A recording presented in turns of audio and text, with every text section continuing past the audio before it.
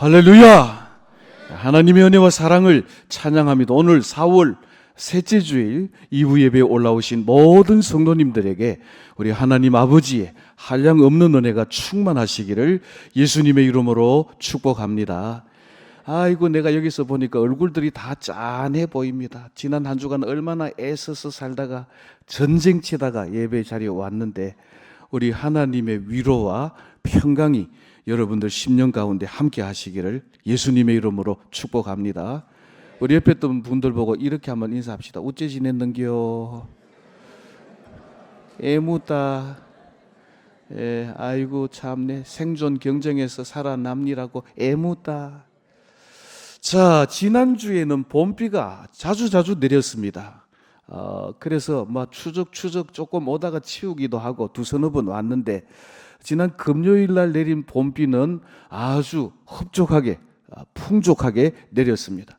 제가 자주 금호강 쪽으로 또 우리 팔거천 쪽으로 이렇게 가볼 일이 있는데 가다가 보면은 많이 메말랐어요. 가뭄이 심했는데 봄 가뭄 중에 흡족한 단비를 허락하신 하나님의 은혜를 감사드리고 오늘 예배드리는 이 아침에 우리 하나님께서 저와 여러분들의 심령에도 은혜의 단비, 성령의 단비를 흡족하게 내려주시기를 예수님의 이름으로 축복합니다. 여러분들 봄, 가을로 제가 어쩌다가 한 번씩 시를 낭송하는 거 아시지요? 오늘이 바로 그날입니다. 시를 한 편 낭송하고 시작하도록 하겠습니다.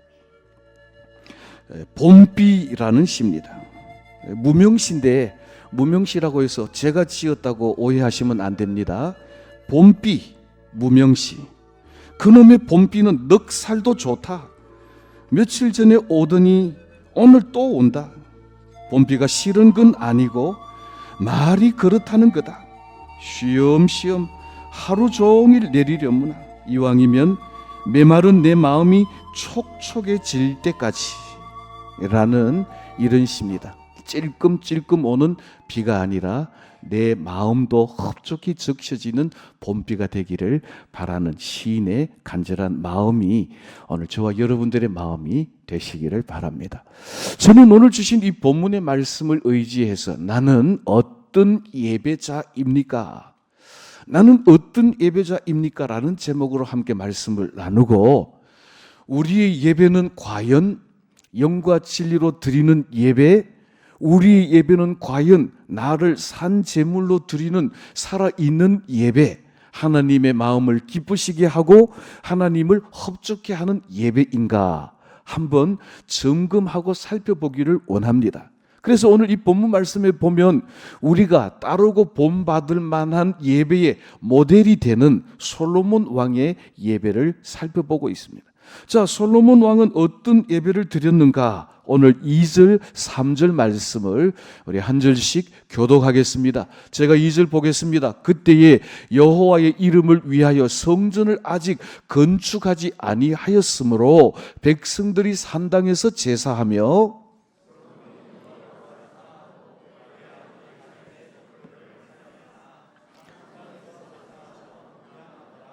아멘. 2절 말씀에 그때까지는 솔로몬이 산당에 올라가서 제사를 드릴 때까지 아직도 성전이 건축되지 않았기 때문에 회막이라고 부르는 천막 성전에 가서 예배를 드렸다. 기브온 산당으로 올라가서 예배를 드렸다라고 하는 것입니다.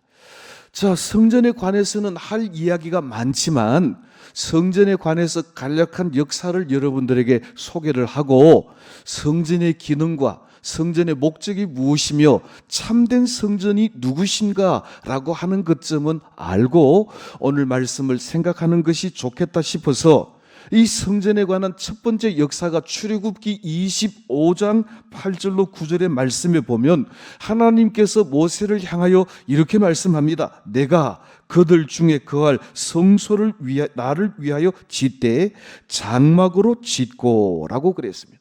8절 말씀에 보면 성막, 회막, 장막이라고 하는 것은 하나님께서 하나님 백성들 중에 거하시기 위한 처소라고 하는 것입니다. 그러니까 성막, 회막, 장막이라고 하는 것은 따라하십시다. 하나님이 우리와 함께 계십니다. 그러니까 성전, 성막이라고 하는 것은 임마누엘의 증거로 하나님이 거하실 처소로 지어라라고 하는 것입니다. 왜 그렇게 지어야 했는가 하면 여러분들도 잘 아시는 것처럼 이스라엘 백성들은 40년 동안 광야 생활을 했기 때문에 구름 기둥이 머물면 거기에다가 텐트를 치고 구름 기둥이 뻘떡 일어나서 가면 한 달이든지 두 달이든지 머물다가 구름 기둥을 따라서 천막을 접어가지고 속히 이동을 해야 됐기 때문에 광야 중에서 성전이라고 하는 것은 이와 같은 콘크리트 집이 아니라 천막으로 만든 성전, 그래서 회막, 장막이라고도 말한다라고 하는 것입니다. 구약시대, 광야시대의 이 성막의 중요한 기능은 여호와께서 임재하시는 곳인데, 특별히 제사장들이 백성들의 죄를 위하여 제사를 드리는 기능이 있었고, 제사를 드리고 난 후에 하나님의 사죄의 은총이 그 가운데 선포되고, 그러니까 이 회막 가운데는, 성막 가운데는, 장막 가운데는 하나님과 하나님의 백성들의 만남이 이루어지는 장소였다라고 하는 것입니다.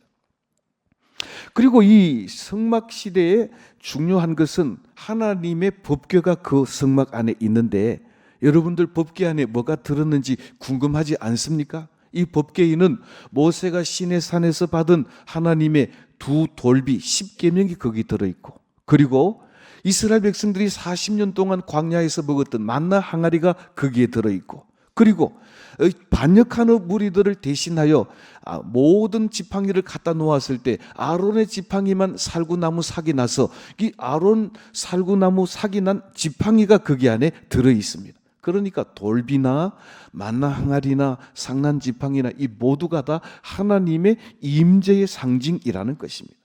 그래서 여러분들, 사사시대에 엘리의 두 아들 홈리와 비느하스가 블레셋과의 전쟁에 밀리자 하나님의 궤를 메고 나가가지고 한번 역전해 보려고 여호와의 궤를 메고 나갔습니다. 그랬더니 이스라엘 진영에서 하나님이 우리와 함께 계신다라고 하는 증거인 법궤가 왔다고 환호성을 지르며 땅이 꺼지도록 함성을 질렀습니다. 블레셋 군대가 가만히 보니까, 이야, 하나님께서 함께 하셨던 증거인 법궤를 메고 나오니 이제 우리는 죽었다고 장탄식을 했는데, 전쟁의 결과는 결국 여호와의 법궤를 블레셋에 빼앗겨버리고, 결국 이 블레셋의 7지방에 두루두루 다녀서 나중에 오벳 에돔의 집에서 다윗이 모셔와서 예루살렘으로 왔습니다. 그런데 여전히 여호와의 궤가 장막 가운데 거하는 것을 두고 다윗은 마음이 매우 아팠습니다. 성경에 보면 하나님의 성전을 심히 사모해서 눈이 상할 정도였다라고 말합니다.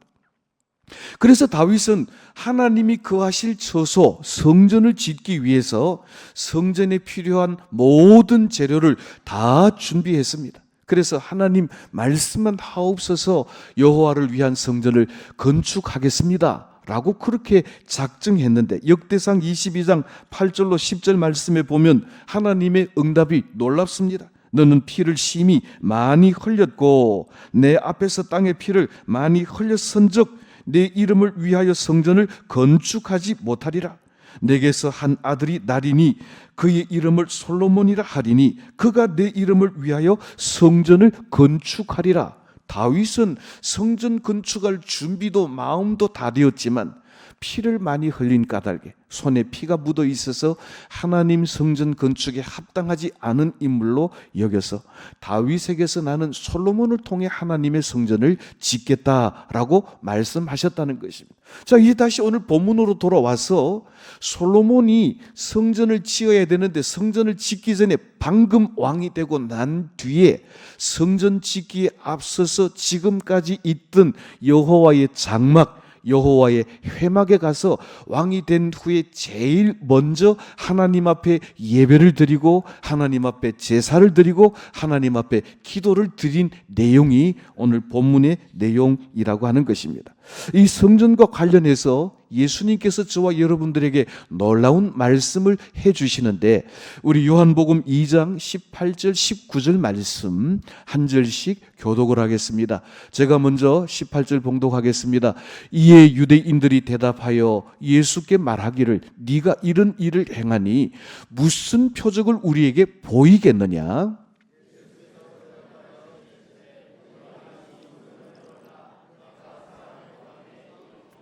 다 같이 합니다. 그러나 예수는 성전된 자기 육체를 가리켜 말씀하신 것이라. 이 말씀은 놀랍습니다.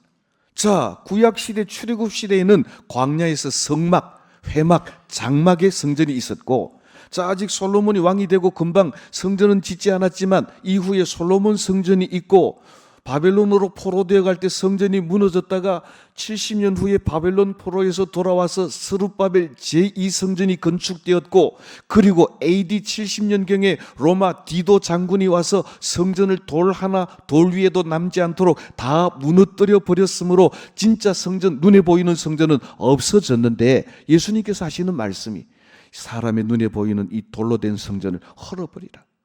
나가 사흘 만에 짓겠다. 예수님께서 사흘 만에 짓겠다고 하신 성전은 뭐냐? 요한복음 2장 21절에 이는 자기의 육체를 가리킴이라.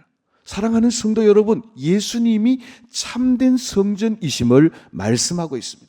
조금 전에도 말씀드렸습니다. 성막이든지 성전이든지 가장 중요한 기능은 하나님께서 그 가운데 임재하셔서 그 백성들과 함께하는 것이고, 그 성전을 통하여 이스라엘 백성들의 죄악을 위하여 제사를 지내는 것이고, 하나님의 사죄의 은총이 선포되고 하나님께로 나아가는, 하나님을 만나는 장소인데, 예수님이야말로 유월절 어린 양으로 우리에게 오셔서 우리의 모든 죄를 단번에 속량하시고 하나님께로 나아가는 길과 진리가 되시는 참 성전이시다라고 하는 것입니다.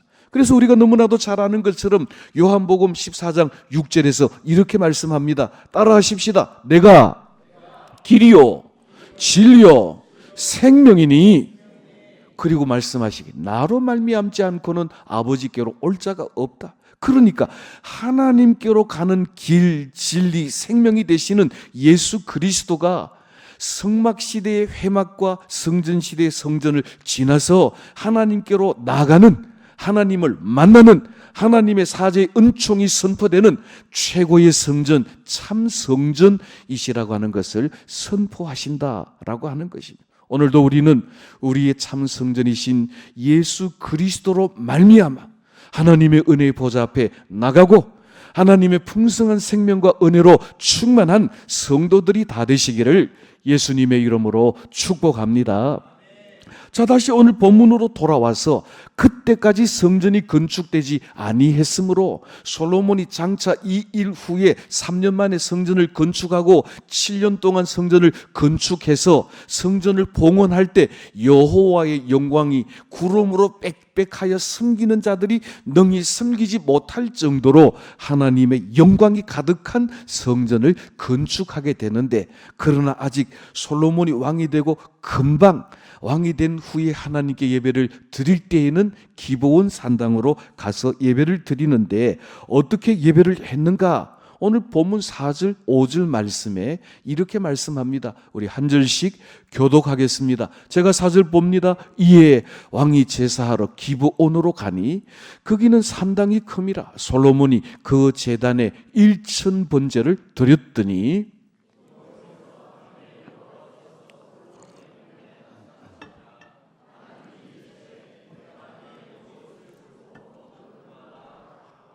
아멘. 오늘 읽지는 않았습니다만 7절과 8절 말씀에 보면 솔로몬이 이 기브온 산당에 하나님께 예배하고 하나님께 제사하고 1,000번제를 드리고 하나님께 기도하러 온 목적과 이유를 이렇게 설명하고 있습니다. 종은 작은 아이라 출입할 줄 알지 못하고 주께서 택하신 백성은 큰 수여라. 그러나 내가 이 수를 기록할 수도 없사오니. 그러니까 다윗을 이어 얼떨결에 왕이 되기는 했습니다마는 아버지 다윗 왕과 비교해서 자신은 너무나도 초라하고 자신에게는 능력이 없고 이렇게 많이 맡겨준 이 백성들을 다스릴 만한 지혜도 능력도 없다라고 하는 것입니다. 대부분의 주경학자들은 솔로몬이 왕이 될 때 나이가 20살이라고 말합니다. 여러분들 20살이면 대학교 1학년입니다. 대학교 1학년이 뭘 알겠습니까? 우리 경상도 말로 무슨 시근이 있고 무슨 앞뒤 요랑이 있겠습니까? 그러니까 솔로몬은 얼떨결에 왕이 되긴 했는데 이 많은 백성들을 다스릴 만한 능력도 지혜도 권세도 없는 까닭에 왕이 되고 이 모든 것을 하나님께 아뢰기 위하여 기브온 산당으로 왔다는 것입니다. 자, 그런데 이 기브온 산당이 어디 붙었는가 하면 예루살렘으로부터 북서쪽으로 약 10km쯤 올라가서 있는 산당입니다.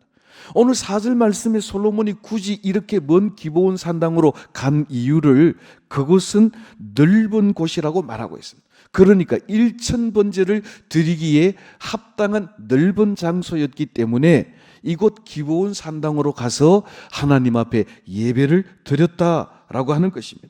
그런데 오늘 여기 4절 말씀에 그 제단에 1000번제를 드렸더니 라고 말씀합니다. 자, 제가 여러분들에게 한번 물어봅시다. 솔로몬이 1000번제의 원조고 오늘날 한국교회도 1000번제라고 하는 이름으로 1000번의 제물을 드리는 일들이 승행합니다. 그래서 1000번을 드려야 되니까 한꺼번에 많은 드리면 손해가 많으니까 한 번 드릴 때 1000원씩 이어가지고 번호를 매겨 1번, 2번, 3번 새벽에도 오전에도 오후에도 그렇게 1000번제를 드리는 분들이 있습니다. 그래서 1000원씩 1000번제를 다 드리고 나면 한 100만 원 드리는데 제가 여러분들에게 한번 물어볼 테니까 마음속으로 한번 대답을 해보십시오. 그러면 솔로몬이 드린 이 1000번제라고 하는 것이 어떤 의미에서 1000번제일까? 1번 1000번의 번제를 드리는 예배다. 2번 1000일 동안 번제를 드린 예배다. 3번 1000마리의 번제물을 제물로 드린 예배다. 자, 어떻습니까? 여러분들 생각에는 1번, 2번, 3번 중에 뭐가 맞다고 생각합니까? 그게 그거 같고 다 비슷비슷합니다. 그래서 주경학자들의 의견도 이렇게 세 가지로 분류가 되고 있다라고 하는 것입니다. 자, 1000번제를 생각하기 전에 먼저 번제라고 하는 게 뭔가 그거부터 좀 알아야 이해가 쉬울 겁니다. 번제라고 하는 것은 번트 오플링이라고 해가지고 레위기에 나오는 5가지 제사, 그러니까 번제, 소제, 화목제, 속죄제, 속건제, 이 5대 제사 중에 제일 먼저 나오는 제사가 번제입니다. 번제라고 하는 것은 제단 위에 희생 제물을 온전히 태워서 굽어가지고 고기는 지가 먹고 그러는 게 아니고 홀딱 다 태워서 그 향기가 하나님께 향기로운 제물이 되게 하는 제사, 그게 번제입니다.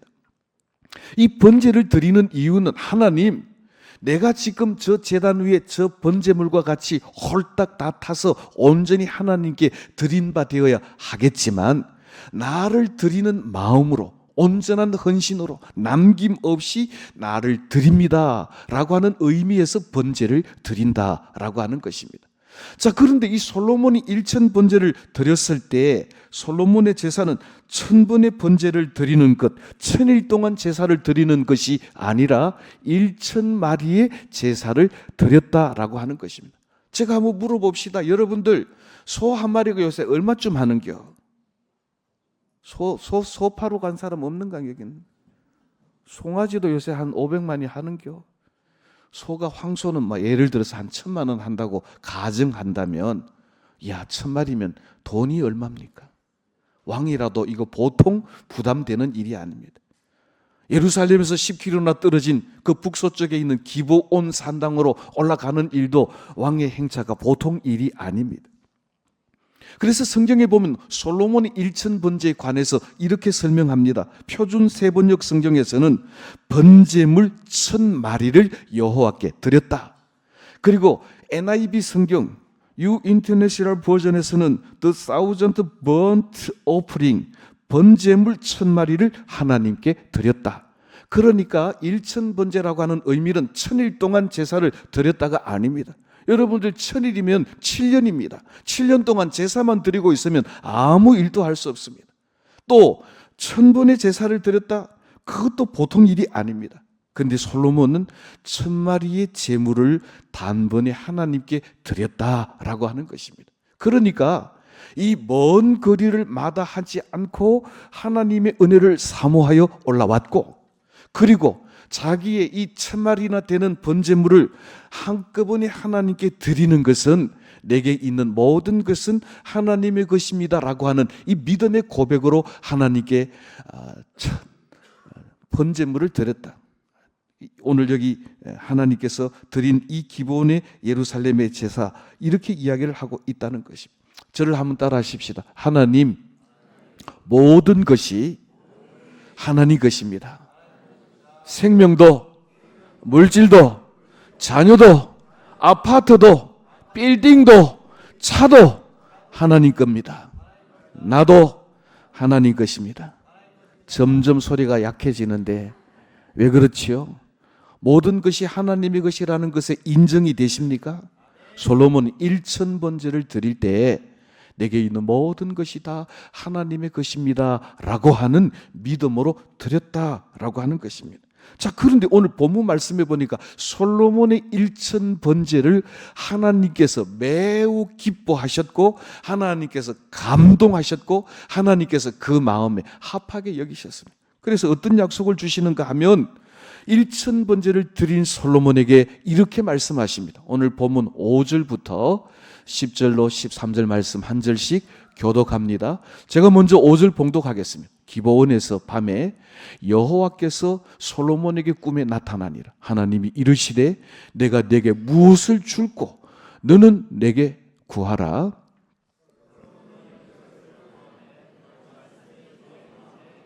다 같이 봉독합니다. 이에 하나님이 그에게 이르시되 내가 이것을 구하도다. 자기를 위하여 장수하기를 구하지도 아니하며 부도 구하지 아니하며 자기의 원수의 생명을 멸하기도 구하지 아니하고 오직 송사를 듣고 분별하는 지혜를 구하였으니. 아멘. 자, 여기 보니까 10절 말씀에 이렇게 말씀합니다. 따라하십시다. 주의 마음에 던지라. 할렐루야. 오늘 이 아침 저와 여러분들의 예배 드림이 하나님의 마음에 속 드는 예배가 되시기를 예수님의 이름으로 축복합니다. 오늘 이 아침 저와 여러분들이 하나님께 드리는 기도가 하나님의 마음에 속 드는 기도가 되시기를 예수님의 이름으로 축복합니다. 아마 여러분들 선물 받아보셨을 겁니다. 선물 받았는데 감동이 이빠이가 일본 말이라서 감동이 넘쳐나는 그런 선물이 있는 건 받아도 별 감동이 없는 선물이 있어요. 자기가 신던 양발재기 갖다 주면 감동이 안 오죠. 정성껏 준비한 그 사람의 마음이 느껴지면 감동이 넘치게 되는 거예요. 하나님께서는 솔로몬의 1000번제를 받으시고 기뻐하셨고 감동하셨고 마음에 합하게 여기셔서 뭐라고 말씀합니까? 너는 네게 구하라. 무엇이든지 내가 내게 응답하겠다고 약속하고 계십니다. 오늘 저는 여러분들에게 한 가지 꼭 부탁드리고 싶은 말씀이 있는데 5절 말씀에 보니까 이 응답을 받은 게 언젠가라고 하는 것을 보십시오. 5절 말씀 한 번만 더 띄워주실까요? 이렇게 말씀합니다. 기브온에서 밤에 여호와께서 솔로몬의 꿈에 나타나셨다. 기브온은 예루살렘 왕궁에서 10km나 떨어진 곳이고 기브온에서 1000번제를 드린 솔로몬은 그 밤에 왕궁으로 내려가지 않고 기브온 하나님 성전에 그대로 머물러 있었고 그 밤에 하나님께서 솔로몬에게 응답하셨다라고 하는 것입니다. 제 말을 잘 들어보십시오. 여러분들 바쁜 일상 중에서 주일날 예배 한 번 드리러 오는 것, 이것도 보통 일이 아닙니다. 뭐 찍어 발라야 되지요. 옷도 갈아 입어야 되지요. 뭐 또 머리도 한번 따담고 와야 되죠. 그거 다 잘한 일인데 요 솔로몬의 예배를 보십시오. 솔로몬은 예루살렘에서 10km 떨어진 기브온에 와서 1000번제를 드리고 홀라당 집에 간 게 아니고 그 밤에 기브온 성전에 머물러 있었다. 왜? 하나님이 응답하실 때까지. 제가 여러분들에게 말씀드리고 싶은 것은 1부 예배를 오든지 2부 예배를 오든지 예배 마치고 벼락같이 누가 따라오는 것 같이 도망가지 말고 좀 예배 드리고 난 뒤에 예배당에 좀 머물러 가지고 성도들과 교제도 좀 나누고 하나님께 기도도 좀 하고 옆에 사람 보고 좀 그렇게 하입시다. 옆에 사람 보고 이야기하라니까. 내 보고 가지 말고. 뭔 말인지 알아들었는가 모르겠다. 이길수 장로님은 알아들은 것 같은데. 조금 이렇게 합시다. 주의 전에 좀 오래 있읍시다. 다윗은요, 주의 전에서 한 날이 다른 곳에서 첫날보다 귀하다 그랬는데, 주일날 하루라도 찬송하고 예배하고 기도했으면 하나님이 뭐라고 말씀하실 때는 좀 기다려 봐야 될 거 아닌가 그 말이죠. 와 그렇게 벼락같이 누가 따라오는 것이 도망가 버리노 그 말이죠. 솔로몬은 하나님께 일천번제를 드리고 그 밤에 그 성전에 머물러 있다가 하나님의 응답을 받았다는 겁니다. 솔로몬의 하나님께 구한 것은 딱 한 가지. 이 백성들을 다스릴 지혜를 주옵소서. 그래서 오늘 여기 11절에 뭐라고 말씀합니까? 이렇게 말씀합니다. 장수도 구하지 아니하고 부도 구하지 아니하고 원수의 생명도 구하지 아니하고 지혜를 구하였으니. 이야, 이런 왕이 어디 있습니까? 하나님 막 권세를 시기 주이소, 힘을 많이 주이소, 내게 모든 원수들이 덤비지 못하도록 아주 군사를 강하게 해 주이소, 뭐 이렇게 할 만한데 솔로몬은 딴 거 다 제쳐놓고 지혜를 구했다. 그랬더니 하나님께서 뭐라고 말씀하십니까? 오늘 13절 말씀에 엄청난 응답을 주십니다. 이렇게 말씀합니다. 부귀와 영광도 함께 주시겠고, 오늘 12절 13절 말씀에 여러분들 집에 가서 또 한 번 더 읽어보십시오. 네 앞에도 너의 뒤에도 너 이전에도 너 이후에도 너와 같은 왕이 일어남이 없으리라. 솔로몬보다 더 지혜로운 왕은 없습니다. 솔로몬보다 더 부하고 영광스러운 왕은 그 전에도 그 후에도 없겠다고 하나님이 두 번씩이나 12절 13절 말씀에 아주 약속을 해놓으셨습니다. 이런 은혜가 저와 여러분들에게 있기를 예수님의 이름으로 축복합니다. 솔로몬의 예배가 하나님의 마음을 기쁘시게 하는 예배였습니다. 오늘 저와 여러분들이 하나님의 마음을 흡족하게 하고 하나님의 마음을 기쁘게 하고, 오늘 예배드린 저와 여러분들을, 기도하는 저와 여러분들을 향하여 내가 네게 무엇을 줄고 너는 마음껏 내게 구하라고 말씀하실 수 있는 그런 예배자가 되시기를 예수님의 이름으로 축복합니다. 나의 예배는 어떤 예배입니까? 주일이 되었으니까 직분 따라서 어쩔 수 없이 자리를 지키는 예배입니까? 주일날 골프장 갔다가 하나님 앞에 벼락 맞을까 싶어서 겁나서 드리는 예배입니까?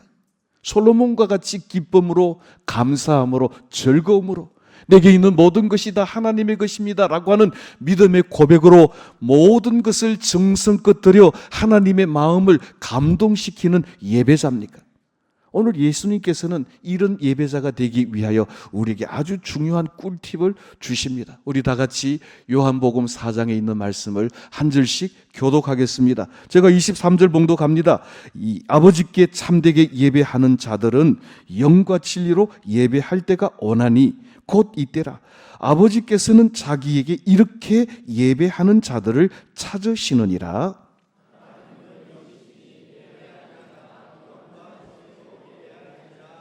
아멘. 자, 23절 마지막 부분에 보십시오. 이렇게 말씀합니다. 아버지께서는 이렇게 예배하는 자들을 찾으신다 그랬습니다. 오늘도 하나님께서는 이렇게 예배하는 자들, 솔로몬과 같은 예배자들, 영과 진리로 예배하는 자들을 찾으시는데, 오늘 저와 여러분들은 하나님이 찾으시는 그 한 예배자, 하나님의 마음을 기쁘시게 하고 하나님을 영화롭게 하고 하나님께서 마음껏 응답하시고 복 주시고 싶은 예배자들이 다 되시기를 예수님의 이름으로 축복합니다. 그럼 도대체 영과 진리로 예배 드리는 게 뭡니까?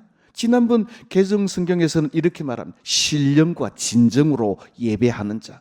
지금 개정 개역 성경에서는 영과 진리로 예배하는 자 그랬습니다.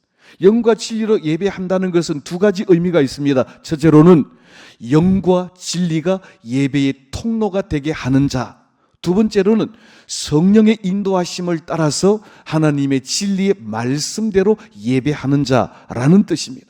그러므로 우리는 예배할 때 내가 막 기분 좋으면 아이고 하나님 방글방글 하면서 예배드리다가 뭐가 삐진 일이 있으면 뭐 안 주고 못 받은 시어머니처럼 그렇게 앉아가지고 찡그리고 앉아있고, 그게 아니고 성령께서 우리 예배를 인도하시도록 내 마음과 생각을 온전히 성령님께 의탁하고 내 생각과 마음, 기분 따라 예배 드리는 게 아니고 하나님의 진리의 말씀을 따라서 예배 드리는 그 예배자를 하나님이 찾으신다라는 것입니다. 오늘 솔로몬과 같이 먼 거리를 개의치 아니하고 왕이라고 하는 신분도 내려놓고 겸손히 하나님의 마음에 합한 예배, 일천번제를 드려 모든 것이 하나님의 주권 아래 달렸음을 고백하는 예배를 드림으로 지혜뿐만 아니라 구하지 않은 부귀와 영화도 함께 누리는 이런 놀라운 은혜가 저와 여러분들의 예배 때마다 하나님의 음성을 듣는 예배, 하나님을 만나는 축복의 예배가 되시기를 예수님의 이름으로 축원합니다.